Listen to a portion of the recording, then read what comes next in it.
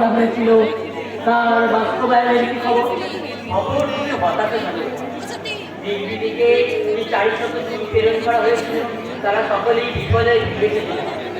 এই কর্মের জন্য যে বিপুল পরিমাণ কর্ম এবং যোগ্যবস্তু কামারের প্রয়োজন তার খোঁজ কোথাও পাওয়া যায়নি মহারাজ। অর্থাৎ যোগ্যমতো চামড়ার অভাবে আমরা এই মহাবীরকে সৃষ্টি করতে পারবো না? একদমই তাই মহারাজ। ও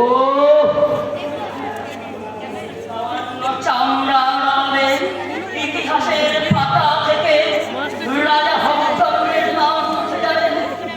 ভবিষ্যৎ প্রজন্ম বঞ্চিত হবে এমন এক মহান রাজার মহাকীর্তি শোনার থেকে। এই যে ভবিতব্য মহারাজ, মেনে নেওয়া ছাড়া আর তো কোনো উপায় নেই। তাহলে পায়ের ধুলা সেটাও কি ভবিতব্য? চেষ্টা তো অনেক করা হলো মহারাজ।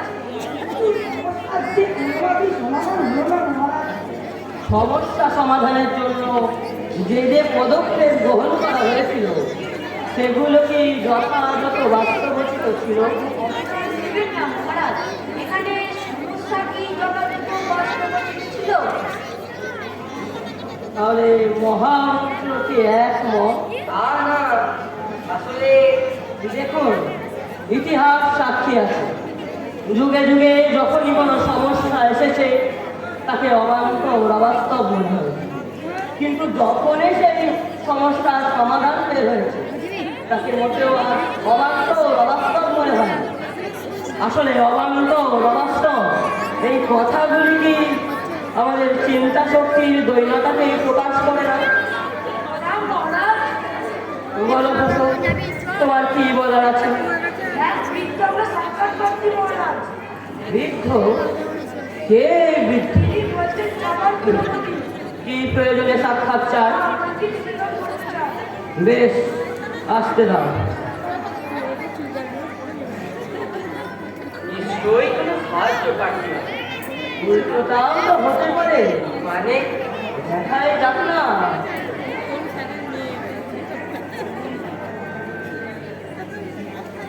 প্রণাম মহারাজ। কে তুই? আমি চামার গুণবতী রসিকলাল। বাবা বাবা, নামটা তো বেশ খাসা, রসিকলাল। হ্যাঁ, তার শুক্লাল, বলো তোমার কি বলার আছে? আজকে শুনলাম যে পৃথিবীকে চামড়া দিয়ে মুড়ে নেবেন, তাই এলাম। এটা তো করলে তা কে করবে? তুমি? আগে পৃথিবীকে মোড়ার মতো চামড়া আছে তোমার কাছে? আগে তা তো নেই। তাহলে মহারাজের সঙ্গে সকাল সকাল রসিকতা করতে রসিকলাল। ছি ছি, মহারাজ আমাদের মা বাবা। তাহলে কি প্রয়োজন সেটা বলবে তো নাকি? আর অপরাধ নেবেন না মহারাজ। ছোটমুখে একটা বড় কথা বলি, চুলা আটকাতে চাইলে সারা পৃথিবীকে চামড়া দিয়ে না মুড়ে নিজের পা দুটো চামড়া দিয়ে মুড়ে নিতে হবে, আর ঝুলা লাগবে না। বটে। একে শুনে চলেন মহারাজ, কখন থেকে আবল তাবল মুখে যাচ্ছে। ব্রাহ্মণ সেবাই সেবাই। কি বলতে চাও তুমি? আগে যখন জল পড়ে তখন কি আমরা আকাশে থাকি? আমরা শুধু নিজের ঘরের চালটুকু ছেয়ে নিই, আর জল পড়ে না।